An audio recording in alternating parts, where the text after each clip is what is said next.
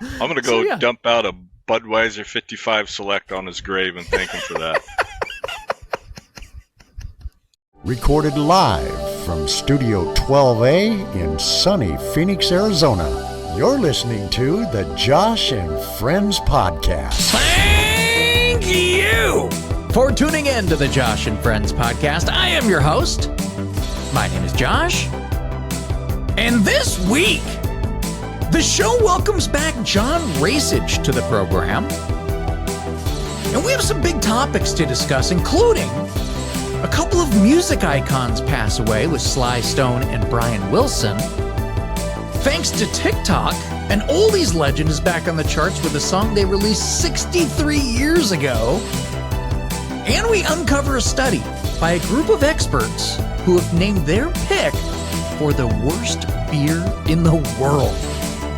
So let's get this party started and help me welcome back to the show. He is my buddy, the one and only, Mr. John Rajcich.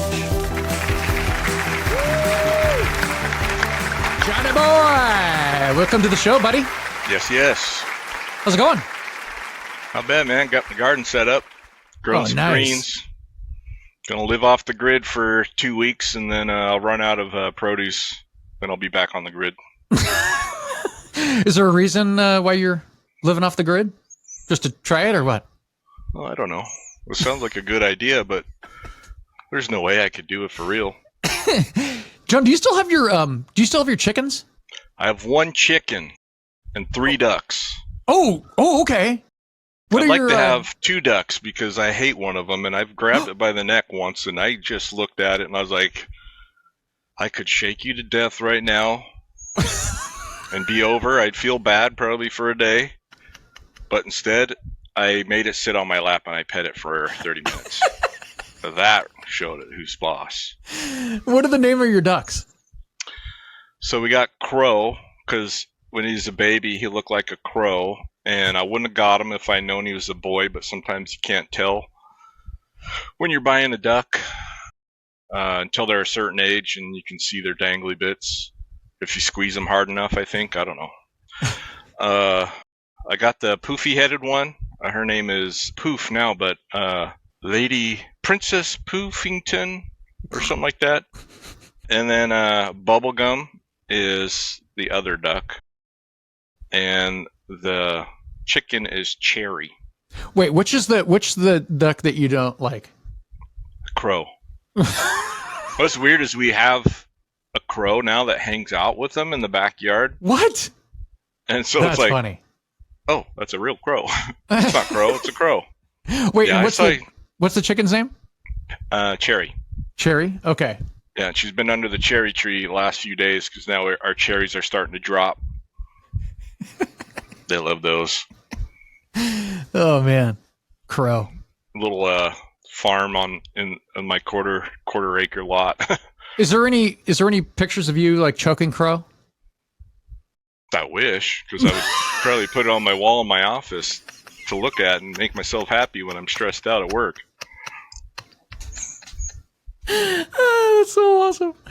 Oh god. Well, John, the reason I ask this is because all right, I have a story here. So my brother, you know my brother Andy. Yeah. Met him before. He says hi, by the way. Oh, good. He was heading to work the other day. He's closing the door. And right down below, he sees a rabbit. He's like, why is there a rabbit right like at our door? This is weird. He's like looking at it and he's like, you know what? That's weird. Normally like a wild rabbit would run away, right? Yeah. But he kind of took a picture and he's like, well, I got to get to work. So he went and he goes, hey, if you, I just took this picture of a rabbit. So if you want to check on this rabbit, see if he's still there when you're like on your break or something like that, go ahead. I go down and I go down and the rabbit's sitting right there still. And I was like, what the heck? And listen, in Arizona in June, you don't want a rabbit, like you don't want any animal sitting outside on that side of the house because it's like, it's very hot. You know, unless you want to eat it, I guess. We're in the hundreds at this point. So yeah, he's sitting right next to this bush. So what I did is I was like, well, I got to get this rabbit out of the direct heat. So I picked up the rabbit, and he like let me just pick him right up. No way. I took him into the backyard. I was like, all right, I'll put you in the shade in the back. So the rabbit is like sitting in the backyard now, and I wanted to make sure he had some food and water. So I was like, I don't know how to feed a rabbit. I don't know what to. I know how to feed dogs and cats, but so I took a bowl of water and I was like, I don't know what to do that. So, and then I broke up some celery and I was like, you can have some. There you go. And I went back and upstairs and I come back down. He's like, he nibbled at the celery, right? And I don't know if he drank any of the water. I can't tell. But then, so I got off work and I was like, all right, well, what else should I feed this rabbit? And so I broke up some lettuce. Loved the lettuce. Huge fan of the lettuce. Loved it. He's like, oh God, I can't get enough lettuce. So I was like, all right, well, give me more lettuce. Just calm down. So we sent a little video to Jen, and Jen is like, I shall name him Mr. Pickles. His name is now Mr. Pickles. And I was like, so have you ever had a rabbit, John? Have you ever had a rabbit? No, my cousins have. So yeah, from what I learned from their rabbits, I'll never have a rabbit.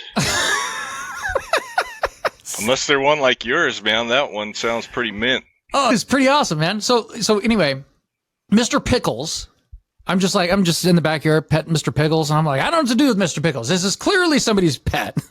He's like very domesticated, yeah, right? No kidding. And that part of the reason I wanted to get him out of the front yard is because like, well, if there's a rabbit that's this domesticated and lets me just pick him up, he's dead meat. If you leave him out, like, you know what I mean? Like he's dead rabbit walking, right? Or sitting or whatever he does. Or hopping. There you go. So anyway, my brother gets back from work and he's like, oh my God, this rabbit, I love this rabbit. You know, he's like, so nice. But the rabbit like really took to me, maybe because I kept giving him lettuce. So he's like, what? Rabbit seems to like you a lot, but not so much me. But anyway, we're trying to figure out what to do with this rabbit. I make a sign. I post it on the kind of like the condo thing, the condo wall. And I was like, hey, there's a bunny rabbit. Anybody missing a bunny rabbit? And so I put that out there. We made the bunny like a little bed like in the back, and I was like, I don't know what to do with the rabbit. I don't want to take him aside. I don't know if the rabbit has like fleas and stuff like that. So he should be fine. It's like it's a fully enclosed backyard, right? Big old walls, right? He's fine. So we thought. Oh God. So we go to sleep. My brother's playing with the rabbit. And then he's like, he goes, I'll be in a little bit. He's like petting the rabbit and everything. He's like, hey, Mr. Pickles, you know, all this good stuff. I get up at like 4:30 in the morning. I go out and I'm like, hey, Mr. Pickles. And I open up the door and I was like, Mr. Pickles? Mr. Pickles? Mr. Pickles, where are you? And I was like, maybe Andy took him into his room. So I was like, I sent a message to Jen and Andy. I was like, I have some bad news. I don't know if he's in Andy's room, but Mr. Pickles seems to have disappeared. Mr. Pickles is gone. There's an emergency. Mr. Pickles is not in the backyard, right? So Andy, he goes and he does a sweep of the backyard. No Mr. Pickles, right? And I'm like, oh shit. Well, maybe I could check my cameras because I have cameras in the back, right? Oh no. My camera was turned off. And we're like, oh shit, what happened? Like, did a bobcat come in? Because there's a lot of bobcats that come in and like kill cats in Arizona. And did a hawk sweep down and like take Mr. Pickles? I don't know. Could he have jumped out? Mr. Pickles didn't seem too athletic. You know, like he just kind of like moved around, occasionally hop. You know, but I saw Andy noticed like a little drainage vent that we have, and it's not big enough where maybe Mr. Pickles wasn't the smallest rabbit. He kind of had a little weight problem, you know. So I don't know if he could fit through the little vent like section. It's like a little cement vent section. So if he squeezed out of there, that's pretty impressive. If he jumped out, that's pretty impressive too, because that wall is pretty high, right? Yeah. So we're thinking the worst, right? And Jen, she finally wakes up and she sees our text thread, and she was not happy. She was pissed. She basically accused, she's calling me a murderer, I'm responsible for killing Mr. the most. She's like, he'd be alive if I was there. He'd be alive and well. And I'm like, I'm sorry, I didn't mean to kill Mr. Pickles. And Andy's like, tried to take him inside. And I'm like, oh, I'm a murderer. I murdered Mr. Pickles? Like, I'm the killer of Mr. Pickles now? I don't know. I feel kind of bad. John, what are your thoughts on Mr. Pickles? Did you find fur or limbs anywhere? There was no signs of struggle. You got a crawl space you could get into? John, there's nothing. It was like he vanished. Maybe someone saw it. Maybe someone looked over the wall. Like, you can pull yourself over the wall and look at maybe someone saw a I mean, if they really wanted the rabbit, they could probably get in. I mean, you could open up the gate from the back and take the rabbit. Yeah. Like, there's no video evidence. Remember, the one time I actually don't have my camera flipped on, the rabbit vanishes. And I said that to Andy, and he goes, "How convenient." He goes, "That's probably a good thing." Like a hawk sweeps down, just the rabbit's like, ah! So you try and imagine that, and then double it, and that's kind of what it looks like when something eats an animal, because we got raccoons. Yeah. And apparently raccoons like to chew the heads off of ducks. Oh my gosh. Yeah. Did you find one of your ducks like severed? 2 of them. Oh my gosh. Yeah. Wow. That was when I said I was never going to have ducks again because I couldn't deal with that kind of heartache. But now we got 3. Oh my! And was there video evidence of this? No, just the body sitting out and no head. Oh my! That sounds horrifying. Yeah. So I don't know. I mean, there would probably be fur if something bad happened to it. There would obviously be entrails or limbs if something ate it right there. So I think, have you ever seen Monty Python, the Holy Grail? Yeah. You know, that killer rabbit? Right. One rabbit stew coming right up. Jesus Christ!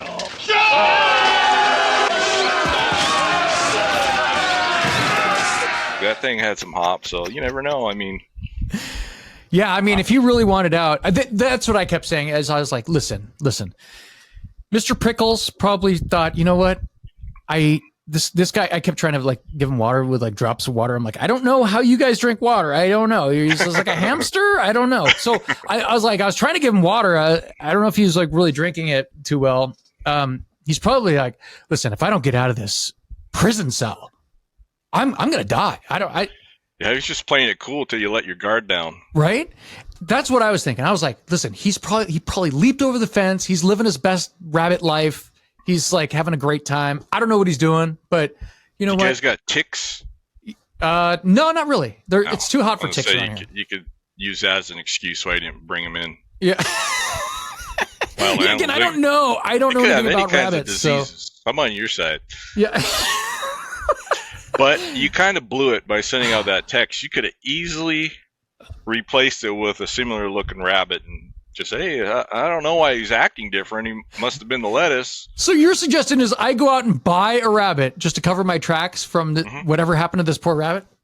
Yeah, that's like a well-known solution. It's in almost every sitcom. That's true. That is true. Oh, God. Well, hey, rest in peace, Mr. Pickles. But you know what? I don't want to say rest in peace because I believe that Mr. Pickles either made it through the vent, jumped over the fence, or his true owner came to the rescue. And he was like, I have a chip inserted into Mr. Pickles, and I found him in this guy's backyard. Yeah. I don't know what he's doing there, but I'm just going to gently open up this fence and take Mr. Pickles back. What do you think of that? What do you think of that theory? I think it's more creative and more easy to believe than he got carried away by I don't know what kind of hawks you got down there, but if they can carry a rabbit, I'd be scared of them. Bobcat would have left a mess. Oh, God. Right? I know. You'd think there would be some sort of remnants of something, right? Like, yeah. You'd think. I don't know. Mr. Pickles is pretty friendly, though. It's a pretty dope name. You probably should get, I think it's probably time you guys get a Mr. Pickles, too. That's up to Jen. If Jen wants to do that, that's up to Jen. All right. Okay. Well, speaking of death. You like that transition? Yeah. No, there's a couple big giant legends that just recently passed away. Yeah.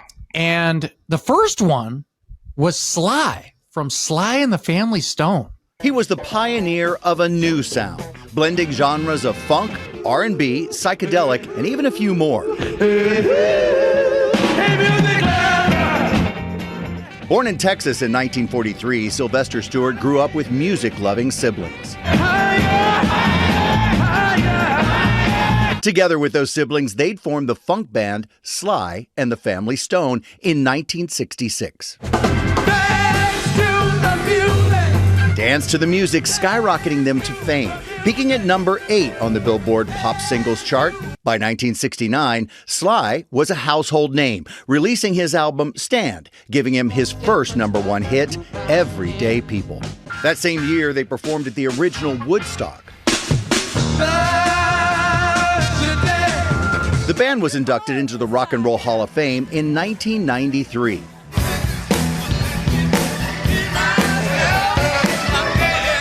Thank you all very much. I love you personally very much, and see you soon. Sly fought addiction over the years. The Hulu documentary Sly Lives, taking a closer look at his struggles with fame. Sly was kind of the first black artist to go through that so publicly. The music legend passing away on Monday after a battle with COPD and other health issues. Sly was 82 years old. John, what are your thoughts on Sly and the Family Stone? It took me a second or two to recover from thinking Sylvester Stallone died. But I was actually more upset that Sly Stone died because of, you know, I'm more of a music guy than a Sylvester Stallone movies fan. But yeah, I mean, talk about one of the biggest influences on music during that time. I mean, just look at the band. Yeah. It was like time of like some of the worst racial divisions in America, and you got a mix of white people, black people. That's crazy for like the 60s, man. Yeah. Formed that band in like 66? Something like that? Yeah, that's right around it. That's crazy. Like to have such a multiracial band, like of white guys and women and like, you know, people of color all fucking working together. It's awesome, man. Like that is a very forward thinking idea for a band itself. And you know what's interesting about Sly and the Family Stone? They did all kinds of different kinds of music too. It wasn't like just they did one type of music. They did like all sorts of music and groundbreaking stuff too. John, if you had to pick out a favorite couple songs by Sly and the Family Stone, what would be your favorite songs by Sly and the Family Stone? Without listening to their whole catalog and comparing them, I'm just going to say Everyday People because that song's so good. That is a good song. They had a bunch of huge artists that were really inspired by them. I looked it up. I was like, Herbie Hancock, George Clinton in Parliament, Funkadelic. Yeah. Stevie Wonder was actually influenced, which sounds weird, but like Stevie Wonder was doing very poppy songs. Well, and then he'd been going since he was a kid, right? Stevie Wonder? Yeah. But then Sly and the Family Stone came out and he's like, oh shit. Yeah. He goes, you know what? This is like what I want to sound like. Yeah. I want to do songs like Sly Superstition. Because, dude, man, Stevie Wonder's in the 70s. Yeah. And then Earth, Wind and Fire, The Temptations' later stuff. Yeah. Rufus and Chaka Khan, and of course Prince. Oh yeah. Prince was heavily influenced. But yeah, if I had to pick so my favorite songs, which are, you know, what's funny is they're both released as singles, but they put them on their greatest hits album. Hot Fun in the Summertime is such a great summer song.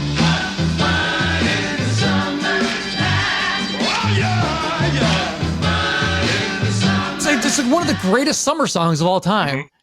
And then one of the greatest funk songs of all time. Thank you for letting me be myself.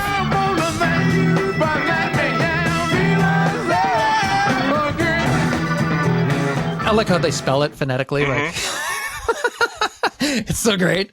That's like one of the greatest funk songs of all time. Like, and then you have like Larry Graham doing the slap bass.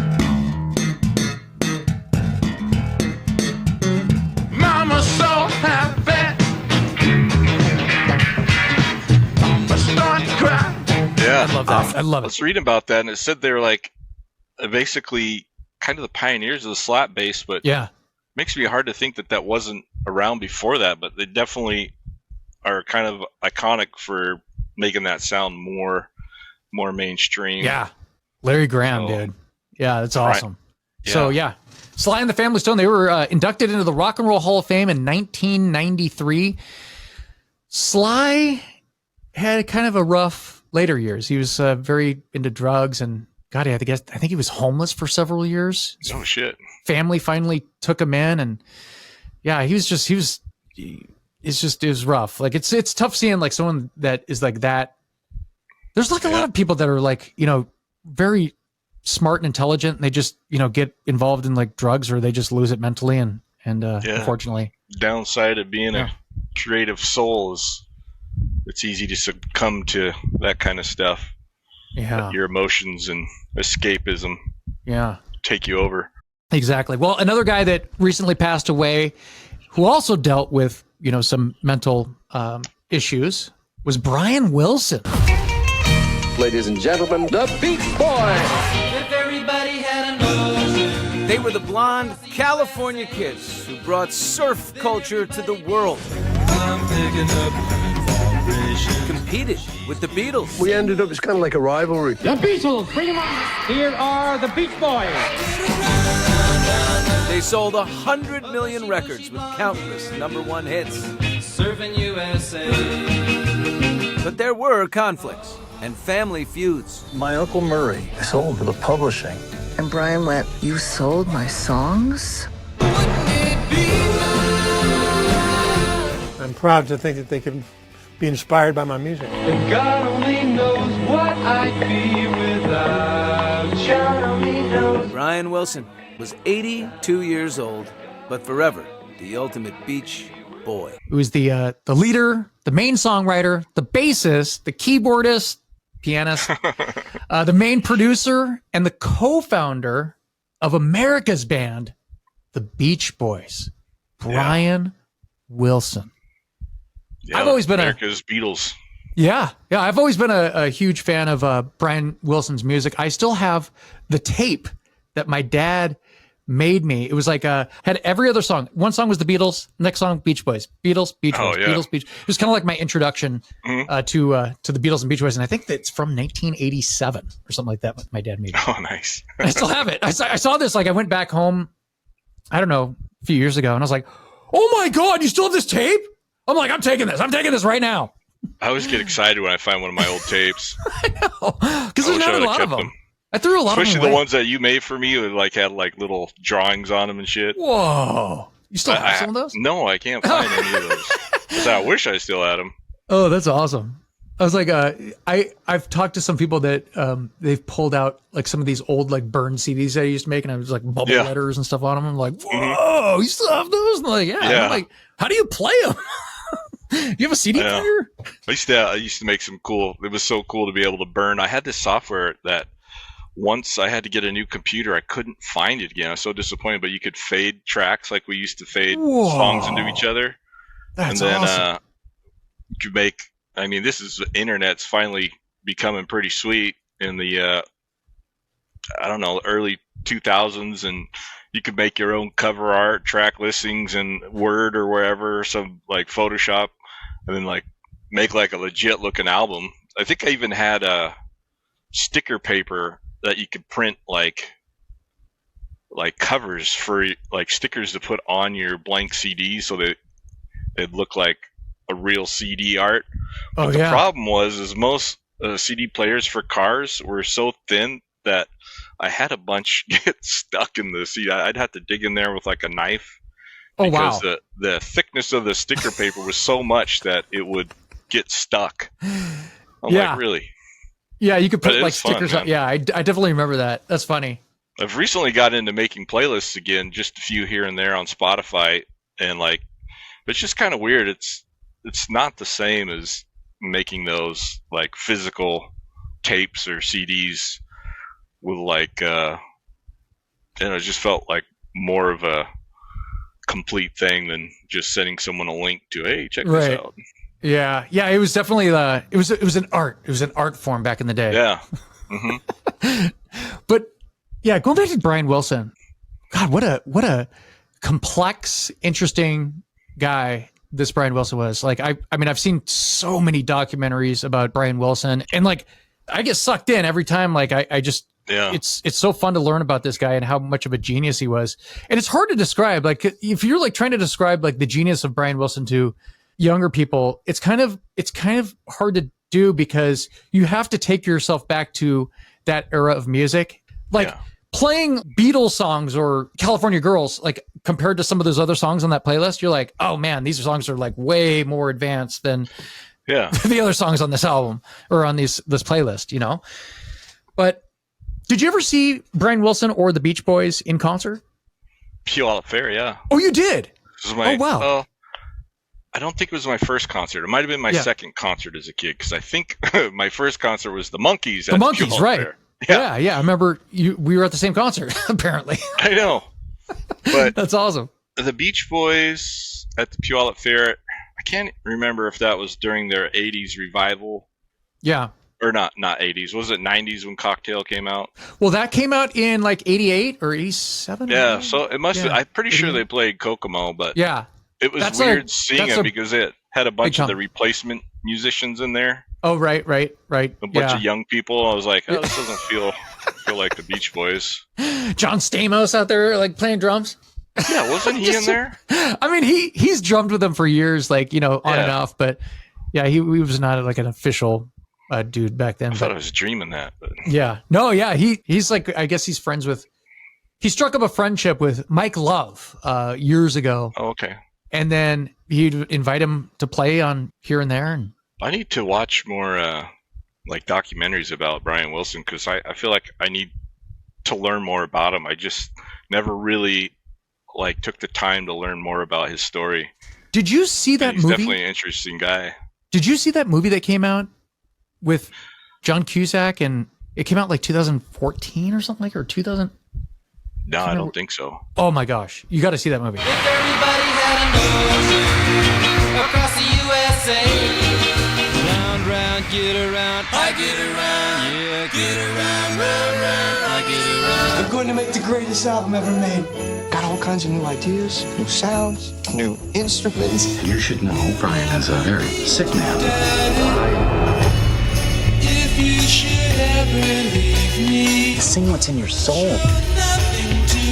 It's awesome because it really tells you the story. And when he was working with that Dr. Landy or whatever the hell his name was, who really was not a good dude, and distanced Brian from the rest of the band and like his family and stuff like that. So I strongly recommend that movie. I'll put it up on the screen.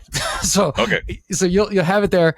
Anyway, it's funny because it shows you how sensitive Brian Wilson was. Yeah. And how, you know, probably easy it was to take advantage of him, especially when he was like, you know, sopped up on drugs and kind of like his mind is, well, didn't he have schizophrenia or was it bipolar? Yeah. I don't know how severe it has to be to be one versus the other. I'm not an expert on, you know, mental health, but I know that he always heard voices in his head and stuff. And then I think that one of the reasons that he started doing drugs was to kind of escape that or silence the voices. Yeah, it's crazy. Yeah, but messed up. But it is. So it's interesting when Pet Sounds, that album. Okay, here's how much of a genius he was. Like, he heard Rubber Soul, and he fucking freaked out. He's like, "Oh my god, this album is so good." He heard the U.S. version of that album. Just want to Good thing you didn't hear the original, because it probably would have killed him. He heard the U.S. version of that, and it blew his mind. And he's like, he's like, the band was set to go on tour. I don't know where they were going on tour, like Japan or somewhere like far away. And he's like, I can't go on tour. I can't go on tour. You guys go on tour. I got to stay back. I got to create an album that can compete with this, because I got to get more serious about my music. I got to get in the studio with the Wrecking Crew. I'll take care of the music. you guys go do your thing. And can you imagine? I was thinking about that. I was like, I know I've been very much inspired by things, but to have something inspire you like that, where you have to drop everything, you'd be like, oh my God, I gotta harness this energy. This is crazy? Life-changing. I was jealous of the Beatles. I couldn't believe how jealous I was of the Beatles. It sounded like a collection of Beatle folk songs. That's the best way I can describe it. I don't know, just something very special how all the songs kind of were like a collection of songs that belong together. By the way, they showed that in the movie. He's like, he heard that album. He's like, I can't think about anything else but like creating new music. But it's funny because like he went in and essentially he has all the world's best musicians. He has access to these guys. You know, after being the Beach Boys and selling millions of albums for the record company, they're like, hey, if you have some sort of project, some sort of vision, go in there, take your time. And he's like, all right.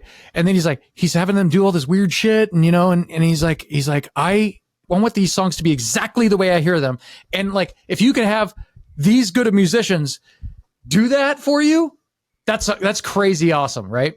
Yeah. And then he had this guy, Tony Asher, who helped him with the lyrics. He's more of a music guy. Like he would write lyrics, I guess. Like I've seen this in documentaries. They're like, yeah, like if Brian wrote all the lyrics to like all the songs, it'd be very like sad. Very. It's like, okay, let's not make it so sad all the time. Like, you know, it's like that's where Mike Love used to come in, I guess. Because Mike Love is like, let's have fun. Let's like do like let's you know, let's have a little fun like once in a while. Like you could take it's like Bernie Taupin. Yeah, right. Yeah. So, but I don't know. I just think it's interesting hearing those songs because like if you listen to those songs, just the music of it, I always like picture just like the Wrecking Crew and Brian like working on the music part. But then you bring in like Carl Wilson, his voice on some of these songs, God only knows and stuff. I mean, he's like, his singing is so good. It is. It's so good. I'll make you sushi, baby.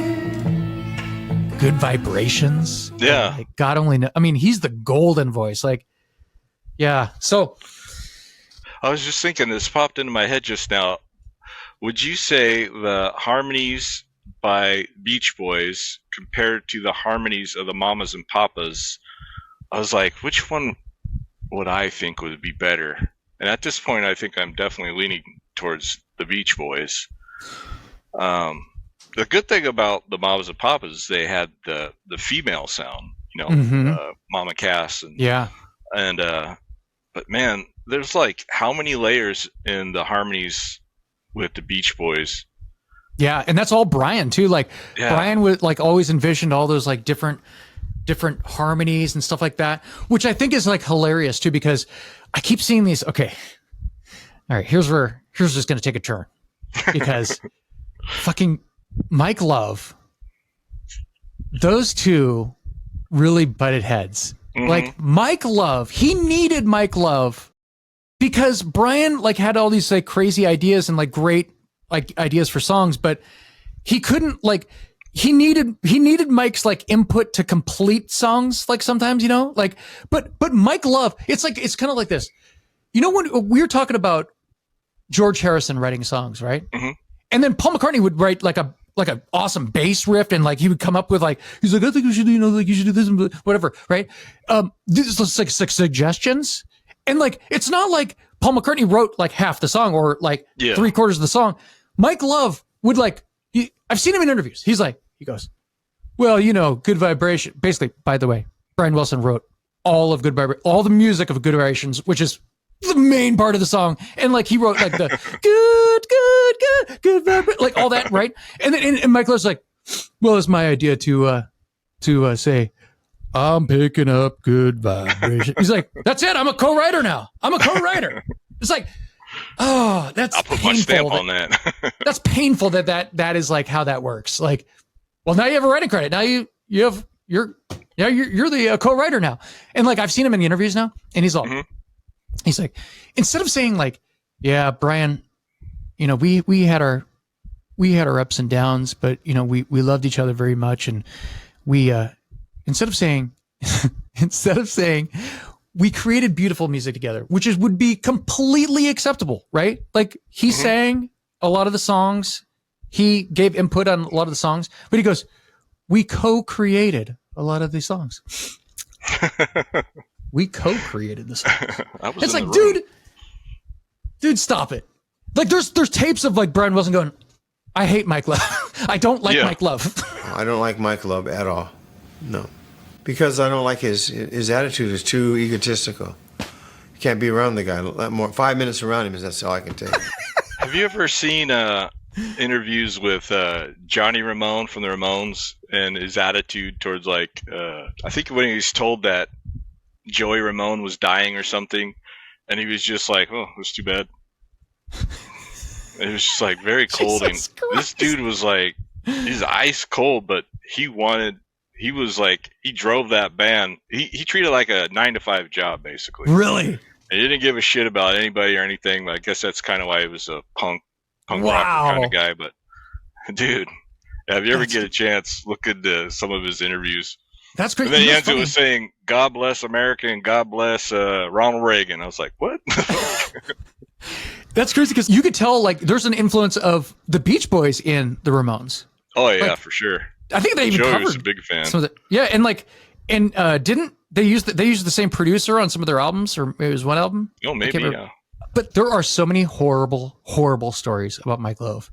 It's like so hilarious. Like that guy, they couldn't be more different. And I'm serious. They are like, I mean, if you were gonna like pick out the yin and the yang, like Brian, introvert, like, you know, you have Brian who's like, I'd rather be in just writing songs. He's like, I will reluctantly go out and play music. But then there's Mike. He's like, I want to be front and center. I'm the man. I want to like take advantage of this, like pick up chicks, you know, like they're so different. Ultimately, I think the Beach Boys meant so much to so many people because of the positivity. And that was me. Brian was melancholy. I was Mr. Positive Thinker. So I complimented Brian's melancholy with my upbeatness. It was kind of like they're different sides of the same coin, where if they were the same person somehow, they would have been like kind of like complete person, right? With the like extrovert, introvert, the creative versus the front man kind of thing. But because they weren't, they had to deal with each other. Yeah, you know, I was talking about this with my brother, and it's really interesting because, like I said, I mean, dealing with Brian back in like the late 60s, early 70s, dude, that must have been hell. Like, yeah, like so they release Pet Sounds. Pet Sounds bombs. It's a bomb. Like so much so that the record company freaked out. They immediately released like a greatest hits. They're like, hey guys, don't worry. Here's the greatest hits. It was a huge departure, I guess. Yeah, so, yeah. And people are like, what is this? Like, it's thinking like, that now it like blows my mind that a bomb, but I guess it makes sense compared to what their audience was typically listening to before that. First time I heard Pet Sounds, I have to admit that I did a little bit of a knee-jerk in the same way probably the record company and some other people did, because it wasn't as accessible as Brian's songwriting approach had been up to that time. I'm not sure I fully appreciated that until years later, probably until I started making records myself. Yeah, it's like, can we do more beach songs? Like, what happened to the beach? What happened to the beach? Yeah, so, but you have like these songs like that, and then Brian starts getting into fucking like drugs, like, you know, acid and shit, and he's like fucking staying in bed for like 3 years and shit, and it's like, you know, like, you got to give credit to Mike for this. He's like, I can't deal with this shit. Like, we gotta go out on the road. We gotta keep this fucking band going here. Like, you know, this is weird. When we first began Smile, I had crazy ideas. I was smoking hashish, and we were laying on the floor singing. From laying on the floor, we put the microphones down on our heads, doing crazy things, and we got into a very strange bag. We came across a song called Fire, which I was getting pretty far out by that time. Well, it so happens that a building burned down the same day we were doing that, down the street of the studio that we were doing the Fire tapes. I had the musicians wearing fire helmets. I had a guy bring in a bucket with burning wood to smell of smoke in the studio. I mean, I was crazy. I began to think that we started that fire somehow mystically. I was able to get a hold of all these drugs, and they messed me up. They messed my mind up. Can you imagine walking into that? Like, I'd love to see video of the rest of the band looking at Brian Wilson, like, just like doing weird animal sound, like just weird shit. You're like, You what's should have got going together on? with John and Yoko. They could have made some weird shit. Dude, I heard that story. There's a story of John Lennon. We're sitting after the Grammys one night, and it's Iggy, myself, John, it's everybody sitting there. And I hear, psst, Alice. And I look around, and it's Brian Wilson. I went, hey, Brian. And he says, I go over and he says, introduce me to John Lennon. And I know these guys have met before. I mean, they've talked about, the Beatles talked about how they wouldn't have done Sgt. Pepper had they not heard Pet Sounds. So I went, okay. John, this is Brian Wilson. And John looks at me and he goes, oh, hello, Brian. How are you? Good to see you. He said, I've been a big fan all your life. Oh, thank you. He leaves. About half an hour later, psst, Bernie. And Bernie Taupin was sitting there. He goes, introduce me to John Lennon. Bernie looks at me over. He says, John, he said, this is Bernie, and this is Brian Wilson. And John goes, oh, hello, Brian. And as soon as he leaves, he looks at me and he says, he's not well, It's kind of funny, but it's like kind of sad. It's like, yeah, it's kind of horrible. There's been many like examples of like genius musicians suffering, mental issues, and they just decline either slowly or suddenly, like Kurt Cobain. Yeah. It was pretty awful. Yeah. But Brian, he bounced back. He finally got out of bed. And unfortunately, he got that Dr. Landy guy. You got to watch that movie. It's a really good movie. It's such a good movie that I guess Brian and his wife, when they saw the final movie, his wife, she's like, I gotta leave. She left the house. She went on a drive, and she's like, what do we do? She was like, she drove around, and she came back, and she goes, it's so accurate that it affected her that much. But she's like, we got to get the story out there because that's how accurate it was. And I was like, wow, that's like, even makes me like the movie even more. Cool. So anyway, John, what I didn't want this to be just a downer, like, hey, Brian Wilson's dead. It sucks. I love Brian Wilson. I posted it on my Facebook. Yeah. And one of my buddies is like, 82 is a pretty good age to die. And I'm like, yeah, but it's fucking Brian Wilson. I don't want Brian. I saw Brian Wilson. I saw Brian Wilson a couple of years ago in concert. That was pretty sad, by the way. He's just kind of sitting there at the piano, just kind of sitting there. It's really hot out. And I'm like, should he be out in this weather? Should he be out here? Anyway, yeah, he's just sitting. Mr. Pickles. He was sitting. He had a fantastic. Poor Mr. Pickles. Yeah. They had this backing band, was fantastic, by the way, but he's just kind of sitting there. Sometimes he'd sing and he's like, wouldn't it be nice? But oh my gosh, dude. But that sucks. yeah, I felt really bad. I was like, oh fuck, man. It's kind of like watching a video of Frankie Valli these days. Have you seen Frankie Valli videos? Not these days. No, I don't want to. Oh God, John, it's really bad.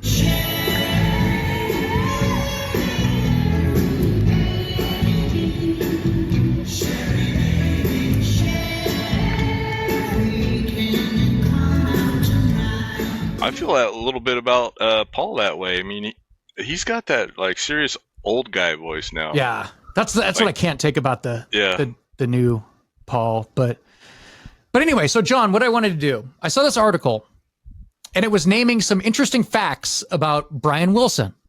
It's called 82 Facts About Brian Wilson, the Genius Behind the Beach Boys. I'm not gonna read all 82. Oh, thank God. I condensed them to 10. Okay. Oh, okay. So I want to get your thoughts, your input on these. Some of these are, some of these are kind of common, but some of these aren't. So some of these were very interesting. But the first one is, he once said that Ronnie Spector's of the Ronettes, Be My Baby, was the greatest record that he ever heard. So much so that when he heard it in his car, it affected him so much that he had to pull over on the side of the road, and he couldn't believe how good it was. It had to be 60 63, I'm guessing, 64. Okay, I was wondering when you heard it. I was hoping it wasn't later on. There's this awesome video clip. I might put it on here. There's this awesome video clip of like when he reunited with her, and it's so great. You wrote "Don't Worry, Baby" right after "Be My Baby," Right. And that song was supposed to be for me, and Phil didn't write it, so he said, "No way." I said, "But it's such a great fucking song. Don't Worry, Baby" would have been the perfect follow-up to "Be My Baby." Instead, he did "Baby I Love You" with Ellie and Jeff. Oh my God. And I said, I gotta have the Brian. And so I waited 30 years to do "Don't Worry, Baby." Oh my God. Everything will turn out all right. Your voice is so special, I can't even believe it. The biggest thrill of my whole life. That song is amazing for the time. It is really good. Which one? I mean, "Be My Baby"? Yeah. Yeah, that's back when, what's his name was revolutionary? Phil Spector? Mm-hmm. Yeah. He who shall not be named. Not when we're talking about the Beatles. Yeah. All right, so Brian, it's number 2. Brian, they're not in any order, by the way. Brian was the king of surf music, but he was not a surfer. That blew my mind as a kid because I used to ask my mom about the 60s and stuff. I'd be like, "Oh, is this true? And would they really do that dance?" And they had all those songs about dances, and they all had these funny names, and they're basically the same dance. But yeah. But I was like, "Oh man, were the Beach Boys really good at surfing?" She's like, "They didn't surf." I was like, "What? My life is a lie." Dennis Wilson, the good-looking Beach Boy, he was the only actual surfer, which is ironic because he ended up drowning in the ocean in 1983. Oh, God. An autopsy conducted by the Los Angeles County Coroner's Office says Beach Boys drummer Dennis Wilson drowned accidentally while diving in a marina. The coroner's office said further tests would be conducted to determine how much alcohol Wilson had consumed. So, that's right. Which one was the one who looked like Ron Howard? The redheaded one. Ron Howard. Oh, Al Jardine? Is that the one you're thinking? Or well, he's the only redhead in the Beach Boys. I was thinking it looks like Ron Howard, and it's like, oh, Ron Howard. And I was like, wait, that's not Ron Howard. I think he's the friend. He's like the one that's not a brother or a cousin or like a actual relative. Yeah, so that threw me off. I was like, so I'm probably as much of a Beach Boy as they are. Right, I've bodyboarded. I stood up on a surfboard for about 3 seconds once. Yeah. Carl Wilson. I saw Carl Wilson talk about this. He was like, yeah, we all tried. And he's like, Brian wanted nothing to do with it. He's like, Carl's like, I couldn't get up. He's like, I gave up. He goes, Dennis Wilson, not only was Dennis Wilson the actual surfer, but Dennis Wilson, it was his idea to do surf songs. And, cool. So yeah, Brian wrote most of them. But yeah. This is a fun one. California girls came to Brian Wilson while tripping on LSD and listening to cowboy music. What the heck? 65? Tripping on LSD? Man, he's ahead of the curve. Wow. Good Lord. Listening to cowboy music? Yeah, is that like country and western or something? Or what? Is he listening to the theme to Bonanza? Or what was this? What was this? How could that... I don't understand. I go down some weird paths in my brain. But I don't think I could connect the dots between those two things if I... Well, right. I also haven't had LSD. Yeah, well... Yeah, that I'll might take help. some. I'll go find some and get back to you on that. Howard Stern once said that he tripped on acid and it freaked him out so much. He's like, I'm done with that. That is off the table. That is never again. No. Like, it's funny how like certain people that it opens up. I mean, maybe it's like a super creative guy like Brian Wilson. He's like, oh my gosh. I could see some people like that opening up a new dimension and, coming up with different, I did creative stuff. I did in college have some acid mushrooms, and the biggest mind expanding thing I came up with was that whoever did the Yellow Submarine probably used mushrooms too when they were animating it. It's kind of disappointing. That's quite possible. That's yeah. I think we talked about this. In 1967, Brian installed a large sand pit in his living room with a grand piano placed in the middle so he could feel like a kid again and feel the joy that kids feel at the beach. He said this would inspire his songwriting. Oh, hopefully it did, but whatever it takes to get more of them sweet songs out of him. But right, I hope he didn't have a cat. Oh God, no! They said that dogs came over. I guess they were like, "Yeah, good thing I went there before the dogs came over." Have you ever slept in a bed with sand in it? No. Well, are you talking about like on accident, or did you actually have? Not on purpose. Oh, okay. Yeah, it's horrible. I've stayed in some pretty shifty motels in Westport over my years. There was this one bed that no matter how much we wiped it off, there would be sand there. And I swear the mattress was filled with sand or something. Oh. It was so weird, but yeah, I don't. Oh gosh. Yeah, that's a weird one.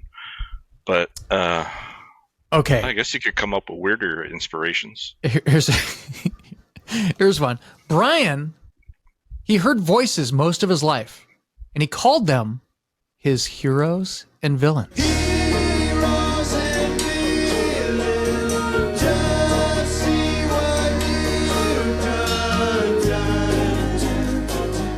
It's a trippy song. Have you seen that cartoon music video they did for that song? Oh, wait. You gotta see that. No, I don't. It's all so. trippy. It's like heroes and villains. It looks like a Beatles kind of deal, like where it's all like colorful and it's kind of cool. What would be sick is if the voices told him what harmonies to use.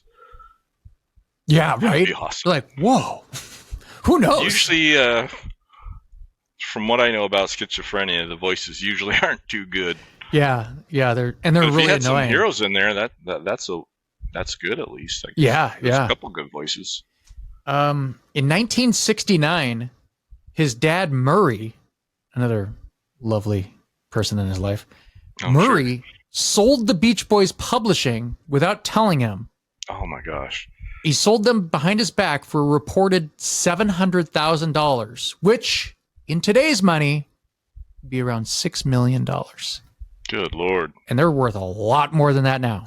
How the heck could he have done that? I mean, he must have had control over it. But. That caused a lot of issues, by the way, in the future because, the other guys like Mike Love, he's like, I mean, I fucking co-wrote some of those.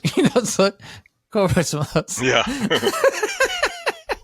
So he often wore a bathrobe to his recording sessions. Can you imagine he goes into like a recording session with all these professional musicians who are all dressed up and shit. And he would sometimes bring in animals to record certain sounds. Pet sounds. There you go. That's Brian? wild. There's plenty of pictures. I think I can remember whenever you look at pictures of him, seeing him in a bathrobe. So yeah, it doesn't seem that outlandish to me. Right. I'm like, oh yeah, before Hugh Hefner, there was Brian Wilson. Like, he didn't make the robe. He didn't make the bathrobe look cool though. He made it look like he needed some professional help. Yeah, right. Look, yeah. Like there's that famous video of, I don't know if it was a SNL skit or if it was an SNL like intervention. I don't know. Are you Brian Wilson? Yes, I am. Good afternoon, Mr. Wilson. We're from Surf Squad. Hello. Brian, you're in violation of paragraph 12. Failing to surf, neglecting to use a state beach for surfing purposes. Surfing? I don't want to go surfing. Come on, Brian. Let's go surfing now. Everybody's learning how. Come on a safari with us. Should have thought of that sooner. Let's go. We'll all be planning on our own. It's pretty funny. Brian was a huge fan of Beethoven, cheeseburgers, and the Flintstones. Yeah, the Holy Trinity, right? I was like, this sounds like something John would say. Like, it's all over the place. It's like, I love Beethoven, cheeseburgers, and the Flintstones. And he also described himself as rock and roll's Mr. Magoo. What the hell? This is too weird for me, man.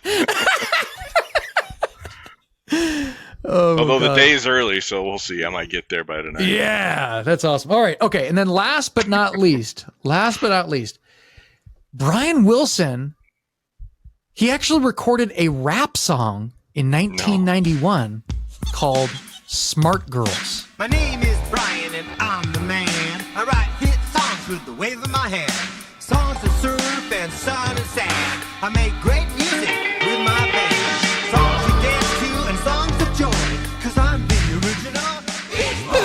cheesy. It's so cheesy. But it's like, I guess this, okay, so there was a author, musician, Jason Hartley, he writes, what's important was that Wilson was embracing rap while most of the other rockers, I remember this, remember back in the day, all these other rockers, they hated rap. They were like, we are not into rap. We don't like it. And that was one of those things where like, you know, being like in our generation, we're like, well, yeah, it's kind of cool. It's like all new and it's like a new genre. This is really cool. Like, and it's exploding. It's like these songs are like really catchy and poppy and like really kind of cool. And, you know, but he goes, as ridiculous as Smart Girls may seem to you today, it was at very least Brian Wilson on the right side of history. So very cheesy. I was actually kind of thought popped into my head. I was like, well, that's cool that he was into it. It was like Blondie and her Rapture song. Right. I mean, she was a part of that scene during that era, so it makes more sense than yeah, she was in the Brian Wilson. Yeah, she was. Yeah, he was pretty far removed from. She's in pretty New big York. with Fab Five Freddy and Grandmaster Flash and stuff. But it's weird. But that's she's playing those dingy clubs like at CBGBs and shit. I guess I give him props for trying something different, but I'm still gonna have to listen to it if I can make it through it. But did you know? I guess someone in the same scene as Blondie was back to the Ramones again. Dee Dee Ramone. He was the not dick one who he used to be a male prostitute also and was like seriously into drugs, but he's basically the creative person behind all their songs. He came up with most of their big hits and stuff, but he went off the rails for a while, and he did a rap album too. Alarm clock ringing, it's time to get up. It's time to do that funky strut. I'm a funky man, I got funky bones. I'm a funky man, my name is Dee Dee Ramone. It was awful. Oh gosh. Yeah. Some of these rap albums from the early 90s, like, you know what used to really just make me so cringy was when like they would have these TV characters do like rap songs, and I'm like, oh man, no. It's true, the prince is just a friend, but Studley for me is the living end. So bad. And they were like those really horrible, terrible sounding, like just generic rap They're songs. like doing a country line dance, but rapping. My name is John, and I'm here to say I like blah blah blah in a certain way. You know, like just awful, just so terrible. Anyway, so yeah, that's what I had for Brian Wilson. So rest in peace, Brian Wilson, 82. Yeah. That is actually, like, for all that dude went through. That is pretty wild. That going through those kind of mental issues, a lot of people would have just kind of said, like, you know, but he didn't, and he made a long ways for what he was dealing with, and was a very big impact on the music scene, man. Huge. Lots of 60s news going on, John. Lots of 60s news. But instead of a death, this is kind of a really fun, positive story. Did you hear about, are you aware of the singer Connie Francis? I know the name, but yeah, I don't really. That's kind of like me. She was the first female rock and roll star. Some called her the female Elvis. In fact, at the height of her popularity in the late 50s and early 60s, Connie Francis sold more records than Elvis Presley. Connie Francis was this huge pop singer back in the late 50s, early 60s, kind of like before the British invasion stuff. What it reminds me of when I think of that name. She was the first woman to reach #1 on Billboard's Hot 100 with the song Everybody's Somebody's Fool. She's estimated to have sold, over her career, over 200 million albums worldwide. 200 million. That's crazy. But her hits started drying up in the mid to late 60s. But fast forward to 2025. This is awesome. There's a song of hers that was never a hit, and it was never released as a single.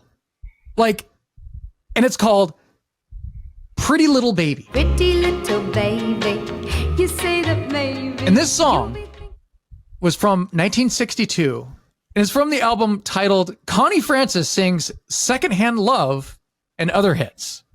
So this album track album track is from 63 years ago. And someone, I don't know who found this or who dug it up, but they put it in a TikTok video. That's what I was thinking you were going to say. This TikTok video, John, this is astonishing. Astonishing. It's been used in over 17 million TikTok videos and it's been viewed over 27 billion times. 27 billion times globally. Pretty little baby, I'm hoping that you do. Pretty little baby, I'm so in love with you. I think I know this. She's still alive, if you're wondering. Okay. Connie is 87 years old. She's living in Florida. And she's never even heard of TikTok. Until now. Probably She said, on Facebook still. People have been reaching out to her. She's not, probably, 87. She's probably not doing too well. But people are like, hey, so you're going to go on tour? Oh my gosh. She's like, I'm too old to perform live again, but she I do miss some the of that stage. sweet TikTok money. Yeah. But I'm sure she's getting that though. Like, they re-released the single. It's now a single. It wasn't a single before, but it's now a single in 2025. That's awesome. And she wants to thank everybody for sharing and playing the song because it gives her a new lease on life. So nice. Connie Francis still kicking, still doing her thing, I guess. I don't know that's been happening a lot, I think, with I guess mostly TikTok, because pretty much TikTok videos distribute to all the other social media sites.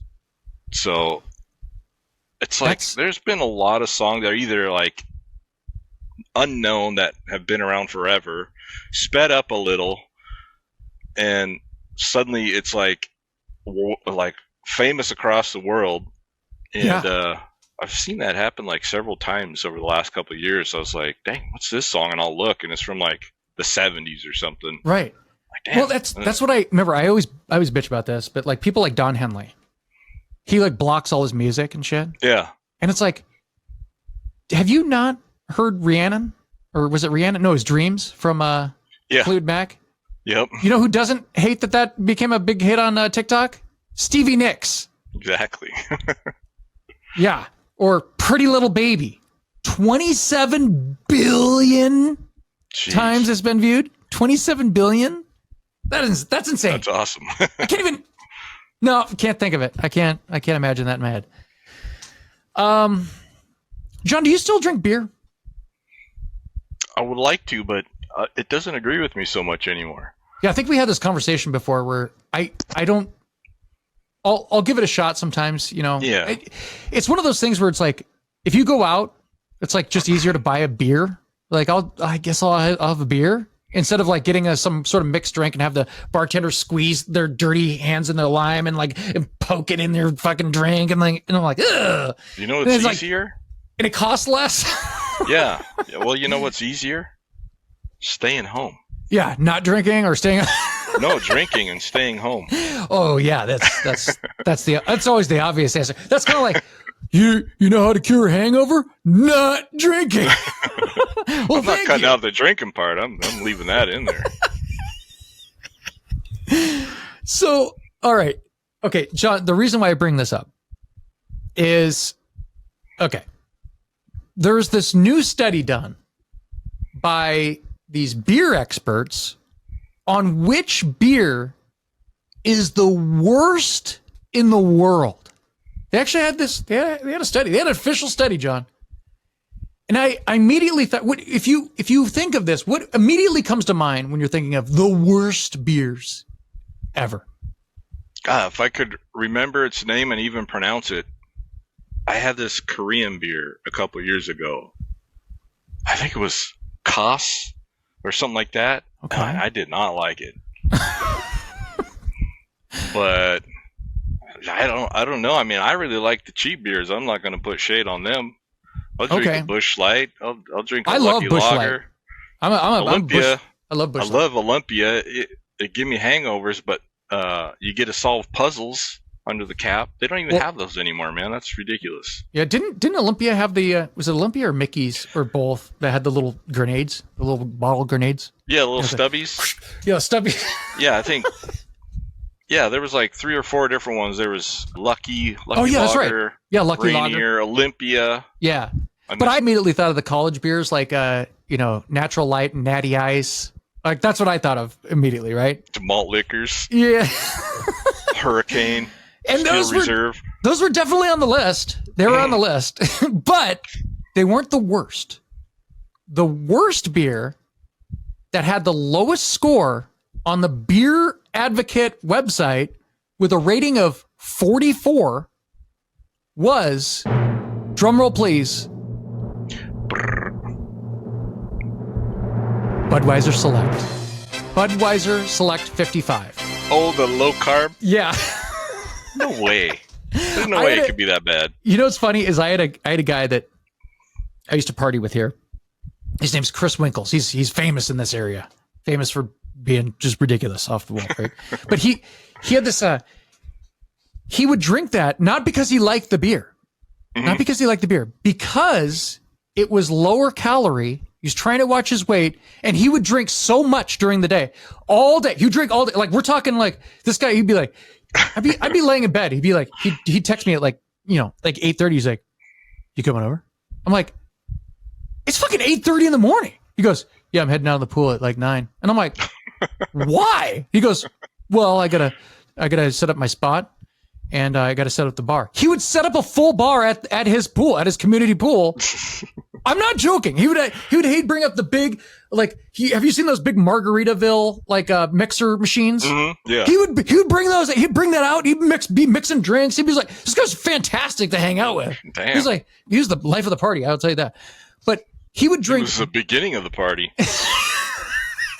He would drink Budweiser 55 because he would be drinking all day. And he's like, I don't want to get too drunk, and I don't want to like get too, I don't want to get all the, the extra calories. I'm like, weird. All right. How about you just drink less? Like, just a little bit less during the day. Like, yeah.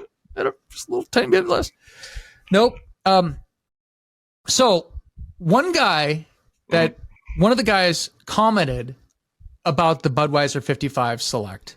If you filled a glass with crushed ice and shredded cardboard, then add Budweiser to it, let it sit on the counter overnight, and let it sit there for a while, and that would be close to what this tastes like.